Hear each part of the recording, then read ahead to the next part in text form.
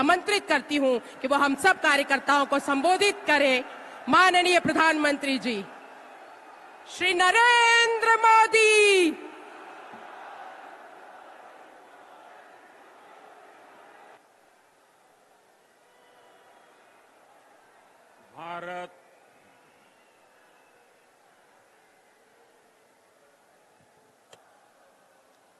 भारत माता की, भारत माता की, भारत माता की। मैं कहूंगा दीनदयाल उपाध्याय, आप कहिए अमर रहे, अमर रहे। दीनदयाल उपाध्याय, दीनदयाल उपाध्याय, दीनदयाल उपाध्याय। मंच पर विराजमान सभी भारतीय जनता पार्टी के वरिष्ठ नेतागण और मेरे परम साथी और विशाल संख्या में पधारे हुए मेरे परिवारजनों,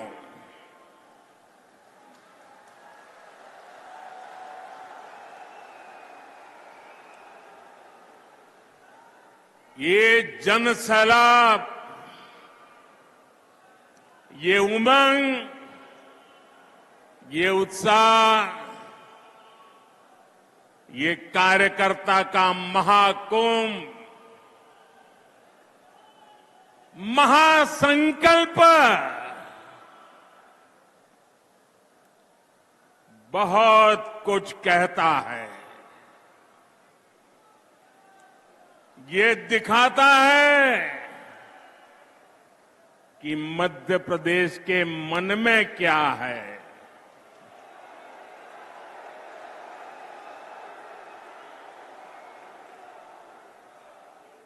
ये दिखाता है नई ऊर्जा से भरी हुई भाजपा। ये दिखाता है भाजपा का और भाजपा के हर कार्यकर्ता का बुलंद हौसला।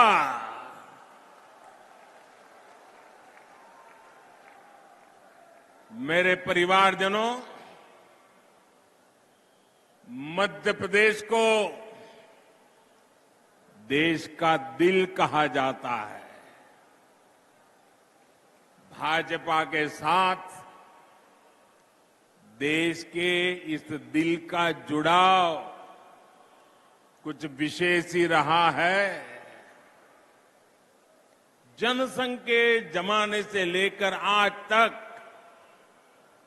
भाजपा को एमपी के लोगों ने हमेशा भरपूर आशीर्वाद दिया है। अटल जी, कुशाभाऊ ठाकरे, कैलाश जोशी, प्यारेलाल खंडेलवाल, राजमाता विजयाराजे सिंधिया जी, सुंदरलाल पटवा जी, वीरेंद्र सकलेचा जी, मध्य प्रदेश से निकले ऐसे अनेक महान व्यक्तित्वों ने हमें आज यहां तक पहुंचाया है। ऐसे अनेकों लोगों का तप और त्याग आज भी भाजपा के हर कार्यकर्ता को प्रेरित करता है। इसलिए मध्य प्रदेश सिर्फ भाजपा के विचार का ही नहीं, बल्कि विकास के विजन का भी महत्वपूर्ण केंद्र है।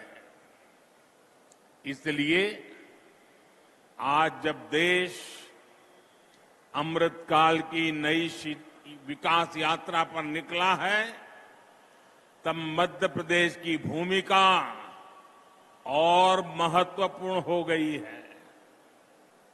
मेरे परिवारजनों, मध्य प्रदेश में भाजपा की सरकार को लगभग 20 साल पूरे हो चुके हैं। यानी जो युवा इस बार के चुनावों में पहली बार वोट डालेंगे, उन्होंने भाजपा की सरकार को ही देखा है।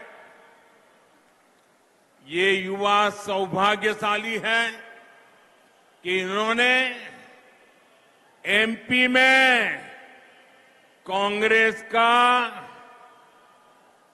वो बुरा शासन, वो बुराइयां उन्होंने देखी नहीं है।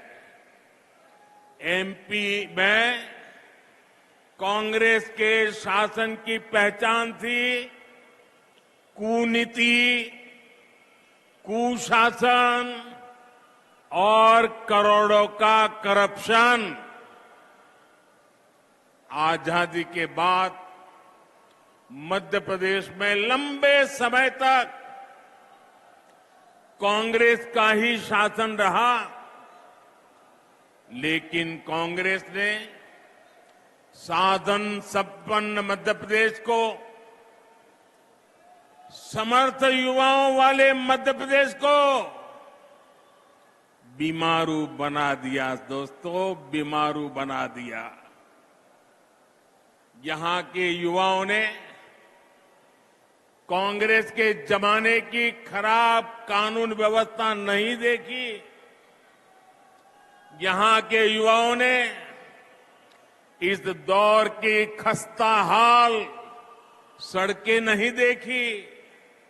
यहां के युवाओं ने अंधेरे में जीने को मजबूर गांव और शहर नहीं देखे।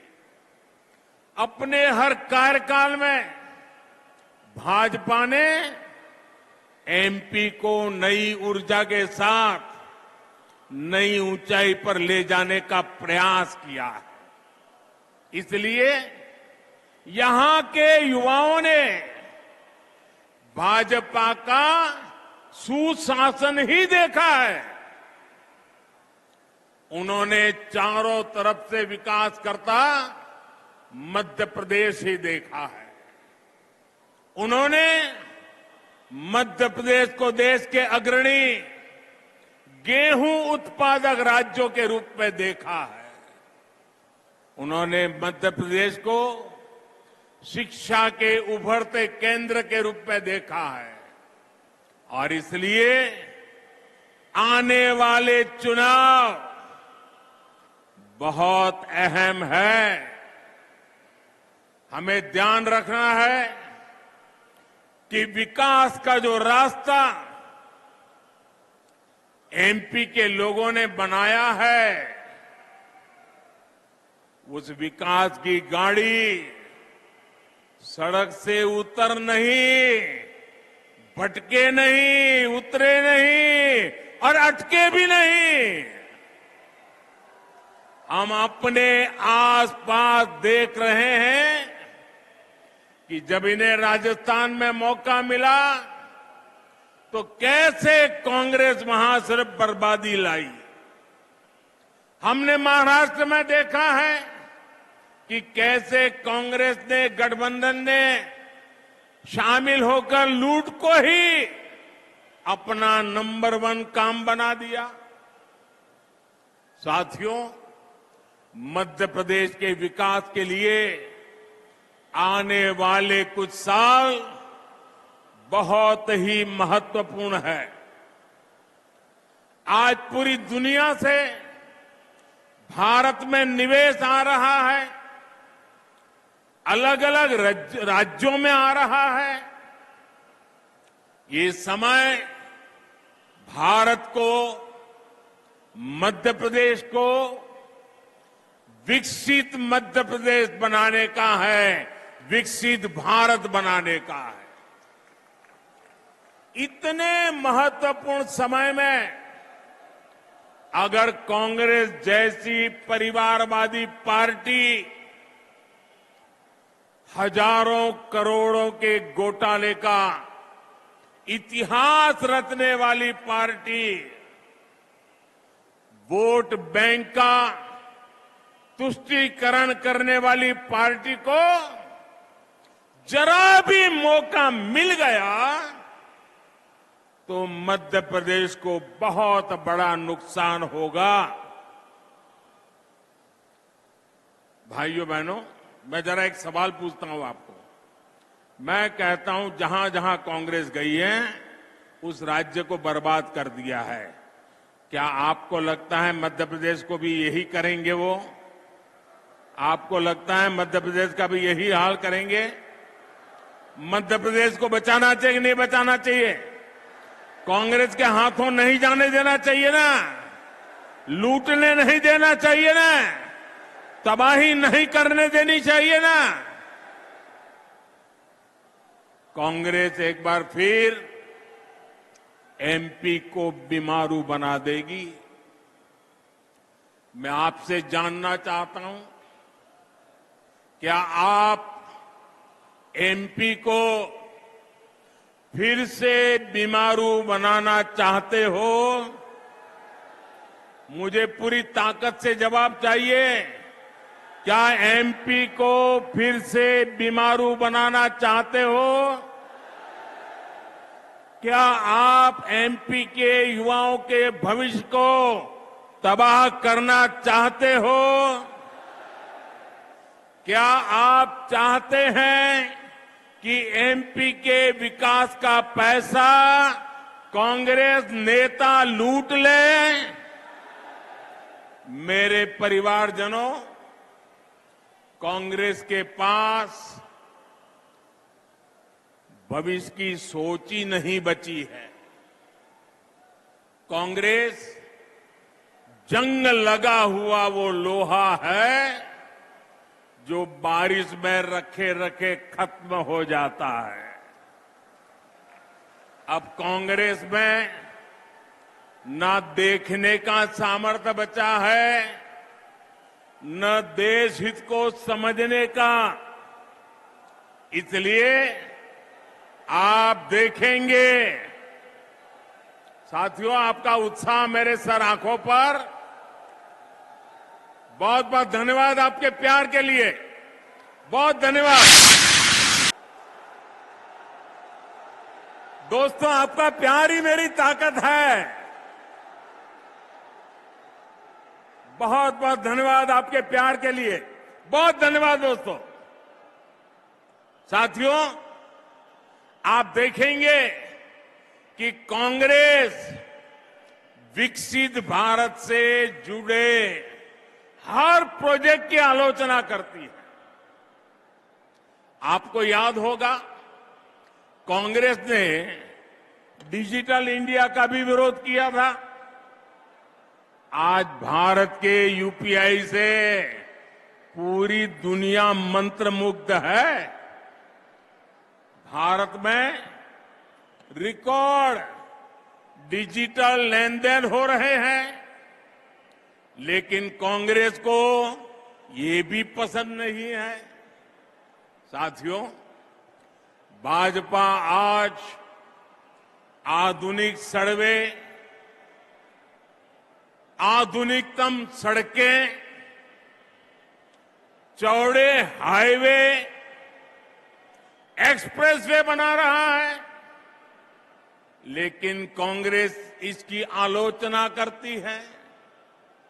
भाजपा आज वंदे भारत जैसी आधुनिक ट्रेनें ला रही है, स्टेशनों का कायाकल्प कर रही है। भोपाल के रानी दुर्गावती रेलवे स्टेशन की प्रशंसा हर कोई कर रहा है। ये भी कांग्रेस को नहीं पच रहा है। भाजपा बुलेट ट्रेन पर काम कर रही है, इसकी भी कांग्रेस आलोचना करती है।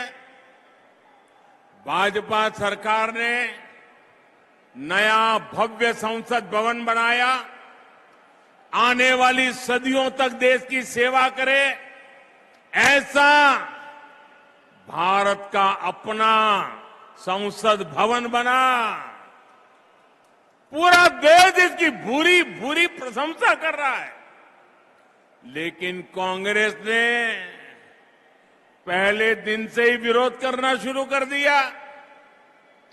अब भी नकारात्मकता फैला रहा है कांग्रेस वाले।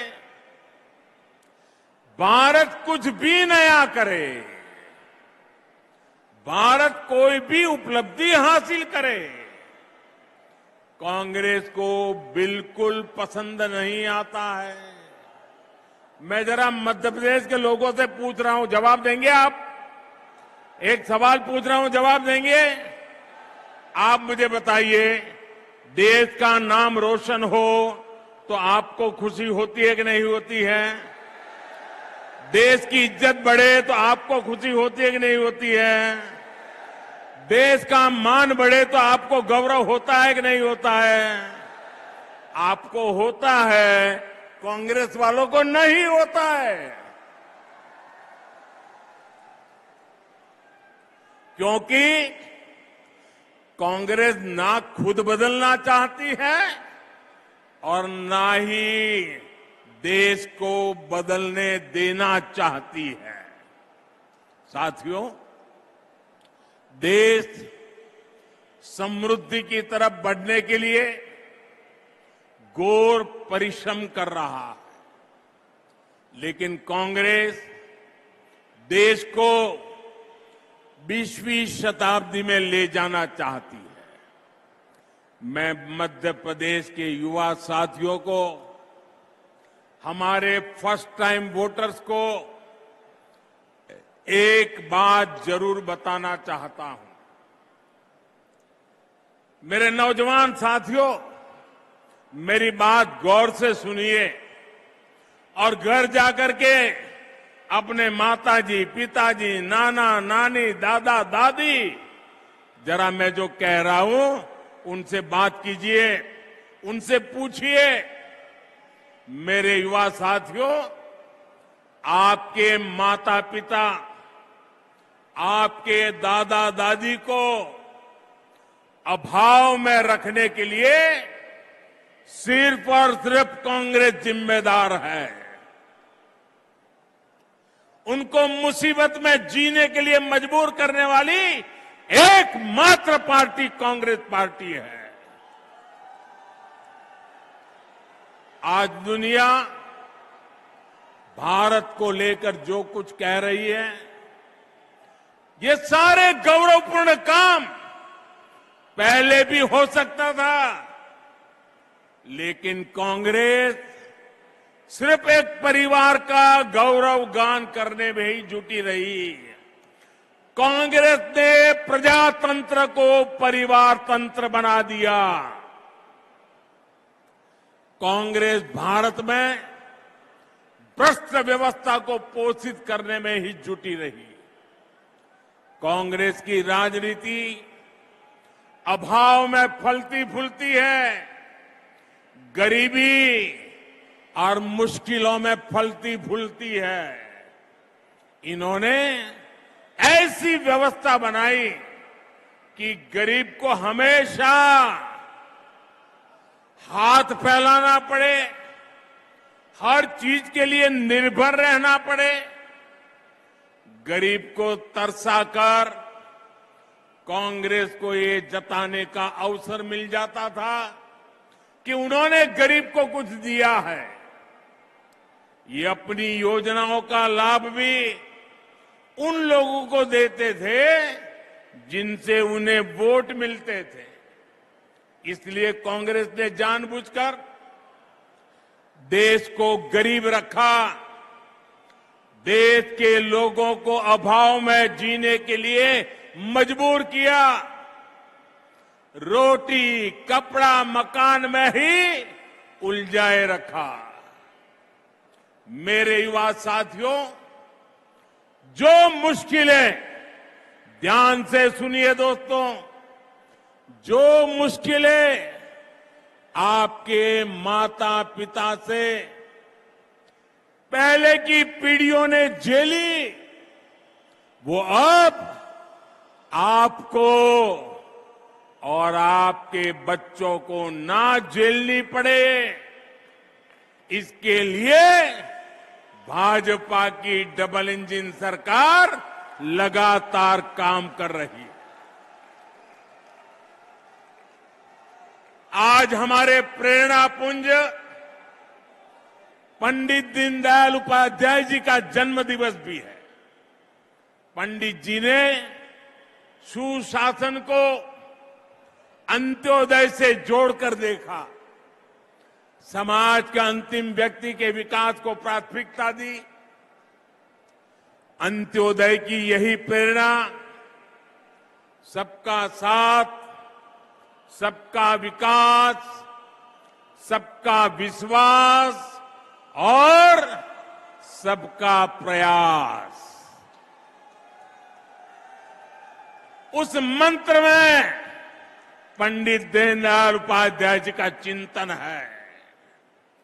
वो हमें प्रेरित करती है। बीते 9 वर्षों में हमने जो भी योजनाएं बनाई, उनके मूल में यही भावना है। भाजपा ने गरीबों, महिलाओं, शोषितों, वंचितों, एससी, एसटी, ओबीसी को विकास का सबसे बड़ा लाभार्थी बनाया है। वंचितों को वरीयता की जो गारंटी मोदी ने दी है, उसे हमने एक के बाद एक कदम उठाकर पूरा किया है। हमने गरीब का जीवन बेहतर करने के लिए प्रयास किए, प्रामाणिक प्रयास किए। समाज में जो अभाव था, उसको दूर किया। और जानते हैं इसका नतीजा क्या मिला है? मैं आपसे एक बात पूछूं, पूछूं, आप जवाब देंगे? पूरी ताकत से जवाब देंगे? वहां के दूर दूर के लोग भी देंगे? आपको पता है ना कि कांग्रेस ने 50 साल पहले गरीबी हटाओ का नारा दिया था। मैं फिर आपसे पूछूंगा, 50 साल पहले गरीबी हटाओ का नारा किसने दिया था? किसने दिया था? किसने दिया था? क्या कांग्रेस ने अपना वायदा पूरा किया? कांग्रेस ने वादा पूरा किया? अब मैं आपको एक और आंकड़ा बताना चाहता हूं। बताऊं? आंकड़ा याद रखोगे? पक्का याद रखोगे? सुनिएगा, ये आंकड़ा है 13.5 करोड़। कितना? कितना? कितना? जरा जोर से बोलिए, कितना? 13.5 करोड़। ये मध्य प्रदेश की कुल आबादी से भी ज्यादा है। भाजपा सरकार के 5 साल में ही देश में 13.5 करोड़ लोग गरीबी से बाहर निकले हैं। ये सुनकर के आपको आनंद होता है कि नहीं होता है? आपका उत्साह बढ़ता है कि नहीं बढ़ता है? गरीबों का कल्याण करना अपना काम है कि नहीं है? हम अपना काम पूरा कर रहे हैं कि नहीं कर रहे हैं? साथियों, ये जो 13.5 करोड़ की मैं बात कर रहा हूं ना, मतलब कि एमपी की कुल आबादी से भी ज्यादा लोग भाजपा सरकार ने देश में गरीबी से बाहर निकाले हैं। मेरे प्यारे मध्य प्रदेश के भाइयों बहनों, मेरे प्यारे देश के भाइयों बहनों, ये मोदी की गारंटी का नतीजा है।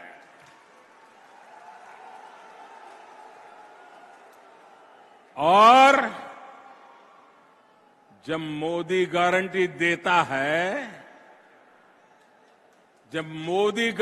देता है, जब भाजपा गारंटी देती है, तो वो जमीन पर उतरती है, घर घर पहुंचती है, हर लाभार्थी तक पहुंचती है। याद रखिएगा, याद रखेंगे, याद रखिएगा, मोदी यानी हर गारंटी पूरी होने की गारंटी।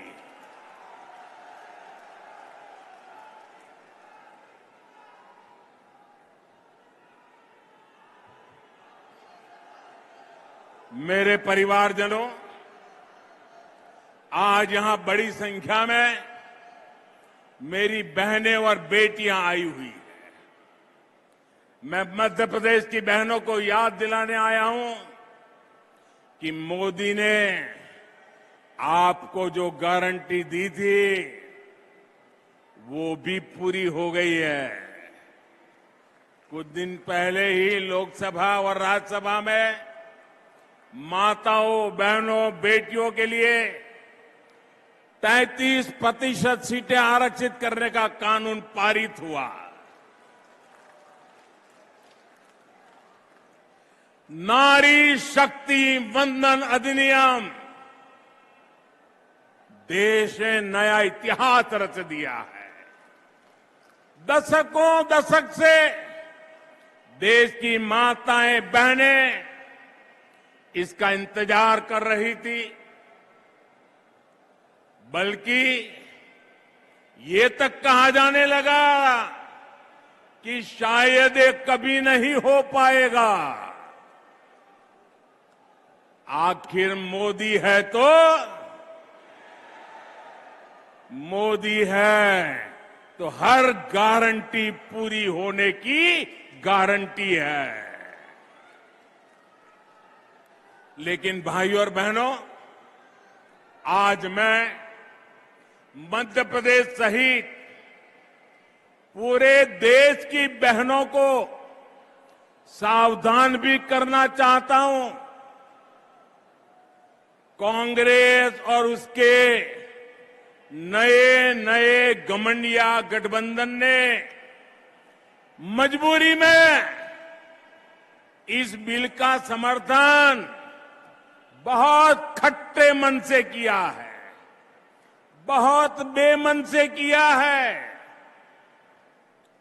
ये खट्टापन उनके बहानों में दिखाई देता है।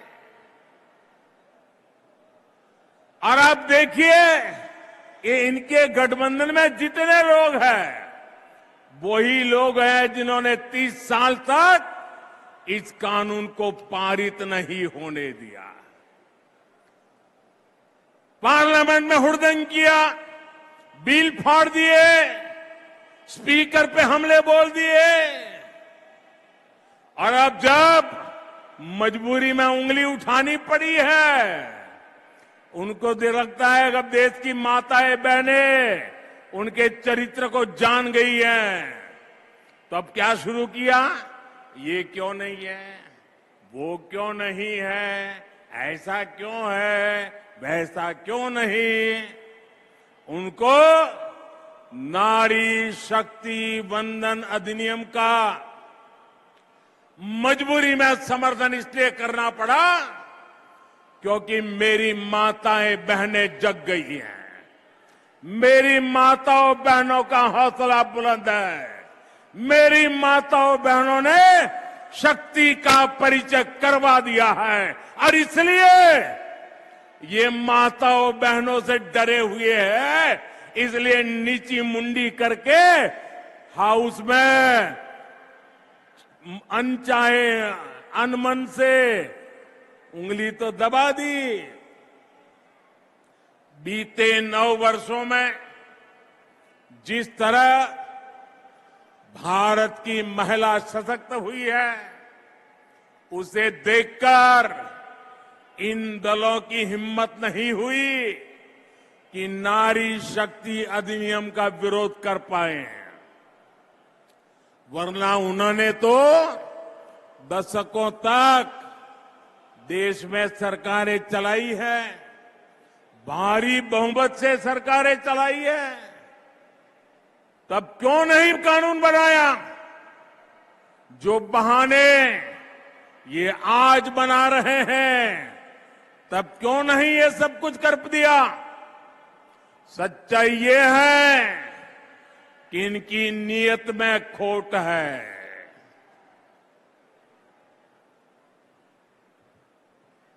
इसलिए मौका मिलते ही, मेरी माताएं बहनें मेरे शब्द याद रखना, मौका मिलते ही एक घमंडिया गठबंधन के लोग माताओं बहनों को धोखा देने का तय करके बैठे हैं, तैयार बैठे हैं।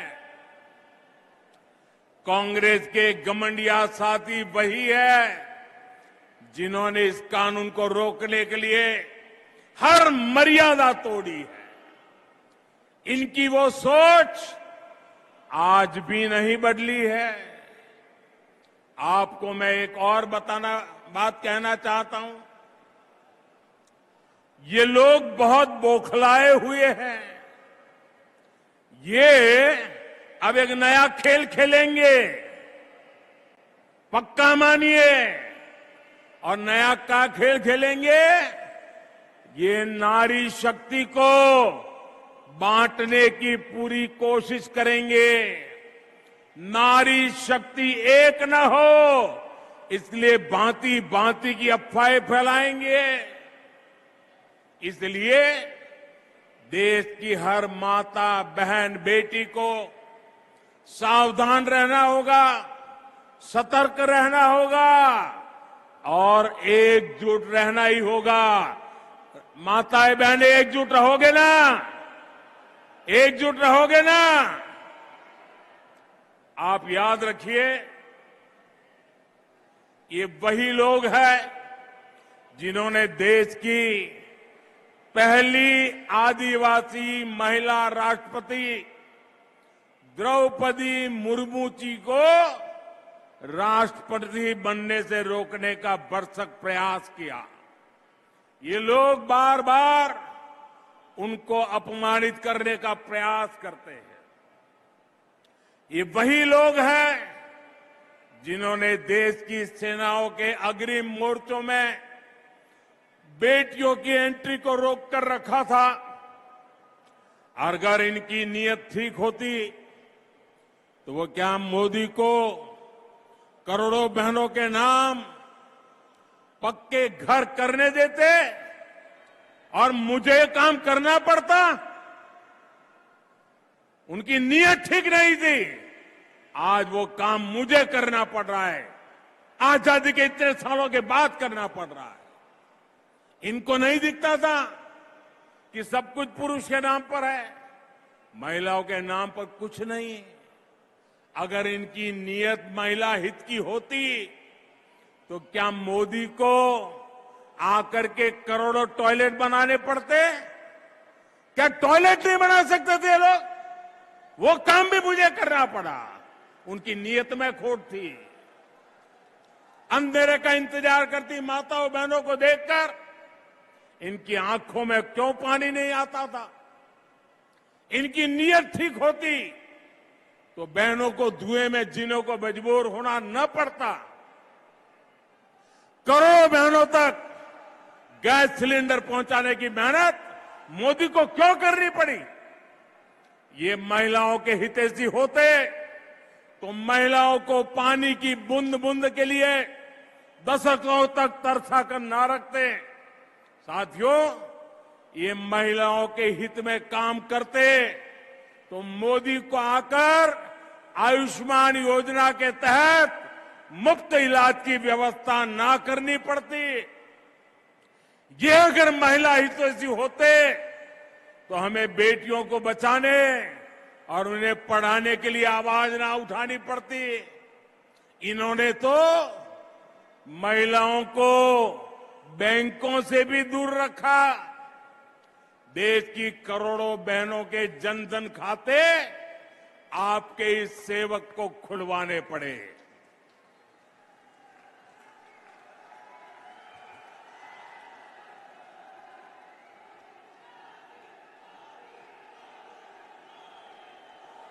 हमारी कोशिश यही थी कि बहनों की समृद्धि का रास्ता खुले, बेटियां अपने पैरों पर खड़ी हो सके। इसलिए मैं देश के हर माता, बहन, बेटी से कहूंगा कि कोई कितनी भी कोशिश कर ले, आपको भ्रमित नहीं होना है। हमने कठिन रास्ता पार किया है। ये महिलाओं की भागीदारी के विस्तार की शुरुआत है, एक सार्थक बदलाव का शुभारंभ है। मेरे परिवारजनों, कांग्रेस आज भी उसी पुराने ढर्रे, उसी पुरानी मानसिकता पर चल रही है। चांदी का चम्मच लेकर पैदा हुए इनके नेताओं के लिए गरीब का जीवन मायने नहीं रखता है। कांग्रेस नेताओं के लिए गरीब का जीवन एक एडवेंचर टूरिज्म है। कांग्रेस के नेताओं के लिए गरीब की बस्ती पिकनिक मनाने का, वीडियो शूटिंग कराने का लोकेशन बन गई है। कांग्रेस के लिए गरीब किसान का खेत फोटो सेशन का मैदान बन गया है। इन्होंने अतीत में भी यही काम किया। देश विदेश के अपने दोस्तों में इन्होंने भारत की गरीबी का मखौल उड़ाया और आज भी यही कर रहे हैं। जबकि भाजपा की सरकार भारत को भव्य भी बना रही है और यही भव्य तस्वीर दुनिया के सामने सीना तान करके दिखा भी रहे हैं। कांग्रेस और भाजपा के बीच का यही अंतर हमें बूथ बूथ में हर वोटर को बताना है, हर मतदाता को समझाना है। समझाओगे? जरा दोनों हाथ ऊपर करके बताइए, समझाओगे? पोलिंग बूथ में हर घर जाओगे?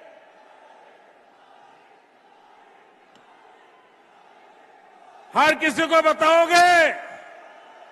एक एक बात बताओगे? साथियों, मोदी का मिजाज भी अलग है, मेहनत भी अलग है और मिशन भी अलग है।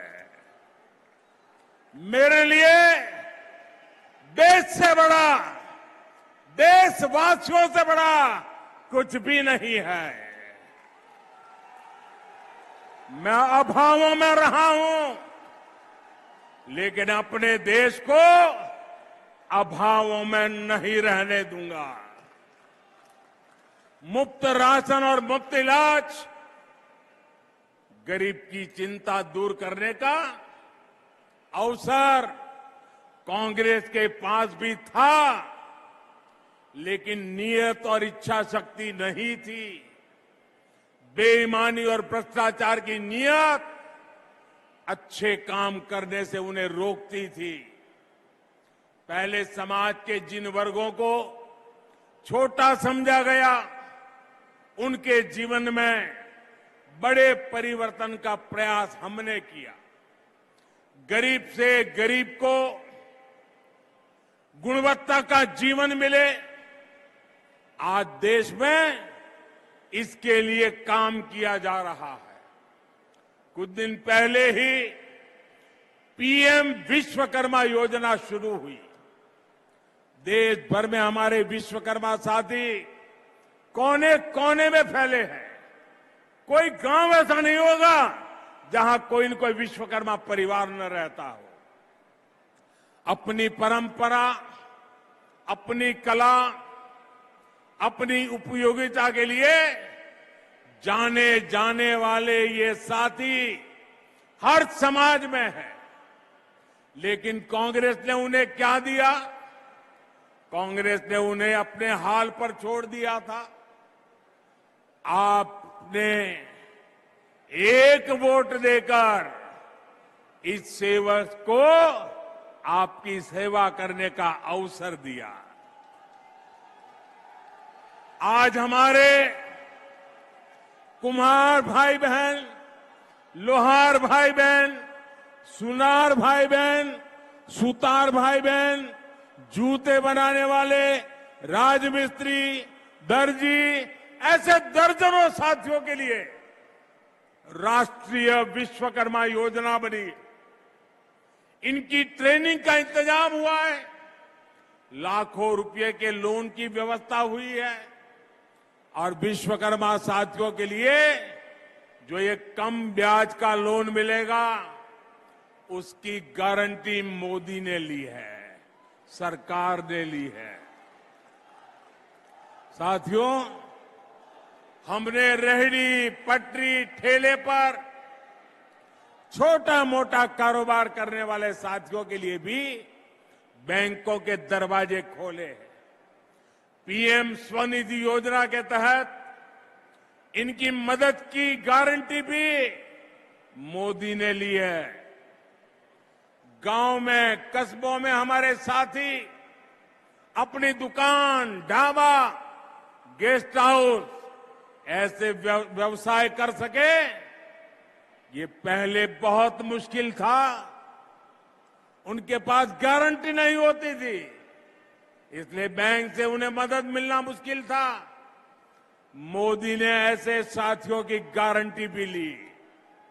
मुद्रा योजना के तहत लाखों का बिना गारंटी का पैसा उन्हें मिल रहा है। इस योजना की सबसे बड़ी लाभार्थी हमारी बहनें हैं, हमारे दलित भाई बहन हैं, हमारे पिछड़े परिवार हैं, हमारे आदिवासी साथी हैं।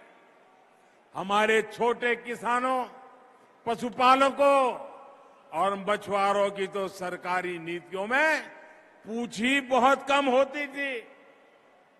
कांग्रेस की सरकारें वोट पाने के लिए किसानों को लोन माफी की झूठी गारंटी देती रही है, लेकिन छोटे किसानों, पशुपालकों के लिए तो बैंक से लोन लेना असंभव था। वे तो छोटी छोटी जरूरतों के लिए बाजार से महंगा ब्याज लेते थे, महंगे ब्याज पर पैसे लेते थे। इसलिए आपके इस सेवक ने पीएम किसान सम्मान निधि के तहत छोटे किसानों की भी गारंटी ली। जब पीएम किसान योजना हमने शुरू की थी, तब कांग्रेस ने इसको लेकर कितना झूठ फैलाया था। कहा जाता था कि चुनाव होने के बाद मोदी ये पैसे वापस ले लेगा, लेकिन पीएम किसान सम्मान निधि 5 साल से निरंतर चल रही है। कोरोना काल में जब सब कुछ रुक गया था, तब भी ये नहीं रुकी, क्योंकि हमारी सरकार ने डायरेक्ट आपके खाते में पैसा भेजने का प्रावधान किया। अभी तक 2.5 लाख करोड़ रुपए से अधिक देश भर के किसानों के मिल चुका है। इसमें मध्य प्रदेश के हर किसान के बैंक खाते में करीब करीब 30,000 रुपए, हर एक किसान के खाते में 30,000 रुपए तक पहुंचे हैं। भाजपा सरकार ने छोटे किसानों के साथ ही पशुपालकों और मछुआरों को भी किसान क्रेडिट कार्ड जैसी सुविधा दी है। मेरे परिवारजनों, मध्य प्रदेश में हमारी धरोहर के दर्शन होते हैं।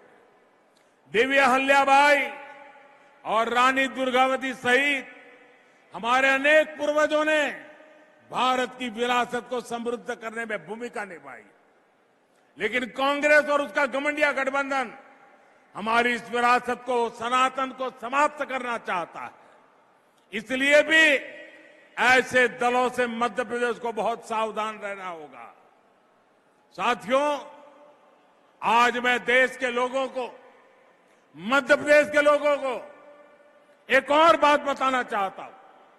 कांग्रेस ने अपनी सारी इच्छा शक्ति खो दी है।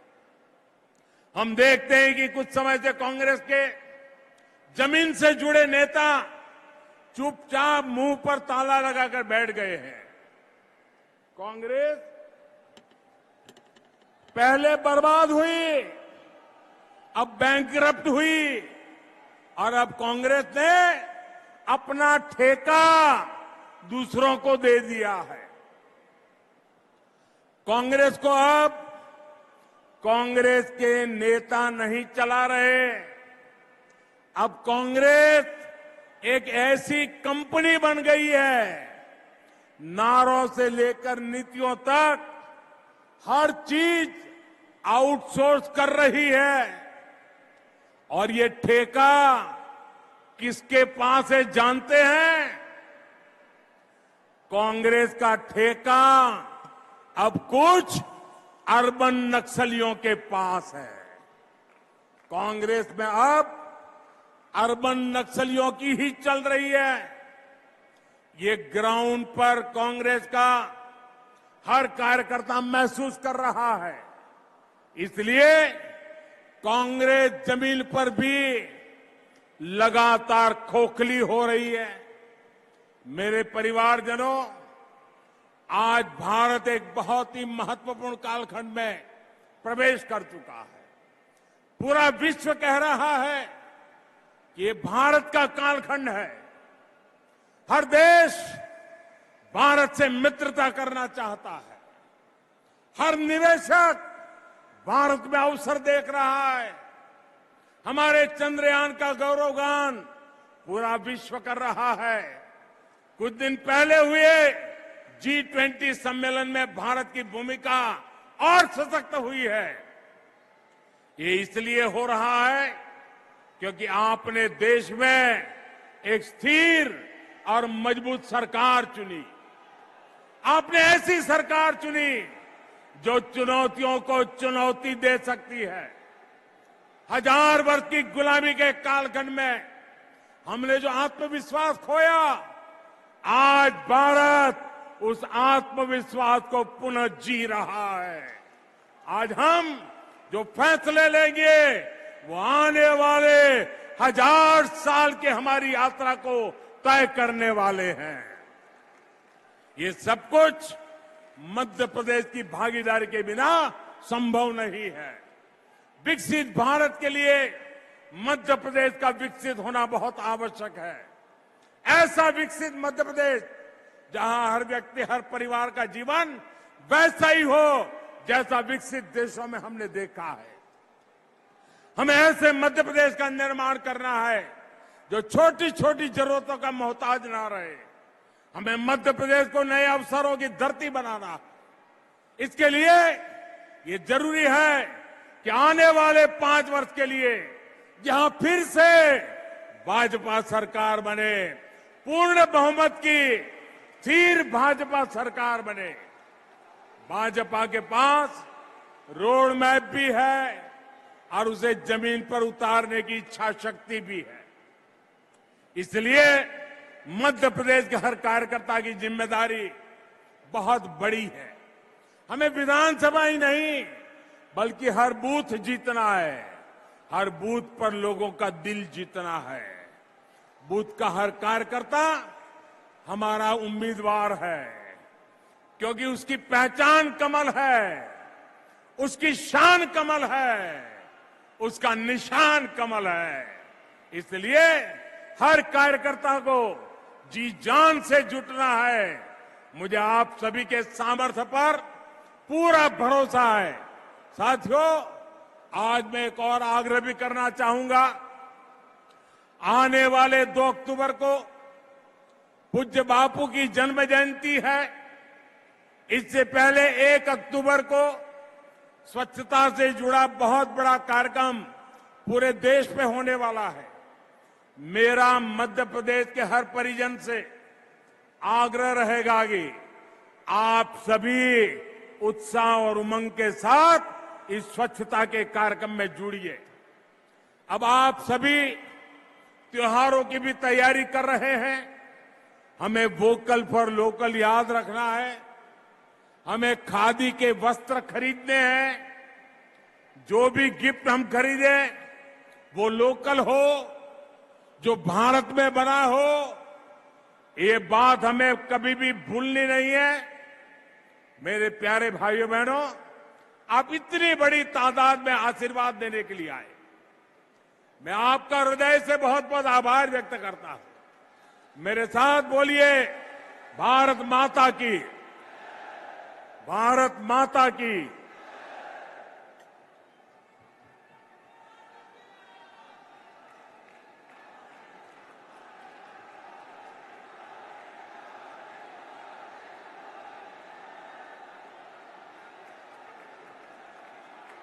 बहुत बहुत धन्यवाद माननीय प्रधानमंत्री जी।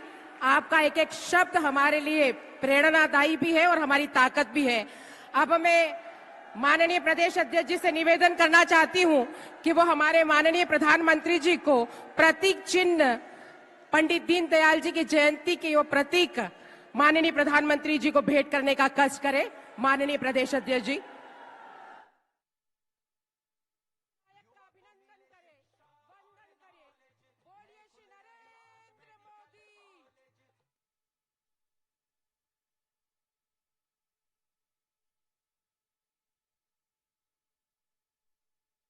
निवेदन करती हूं कि वो इस जन आशीर्वाद यात्रा के समापन अवसर पर कार्यकर्ता महाकुंभ का आभार प्रदर्शित करें।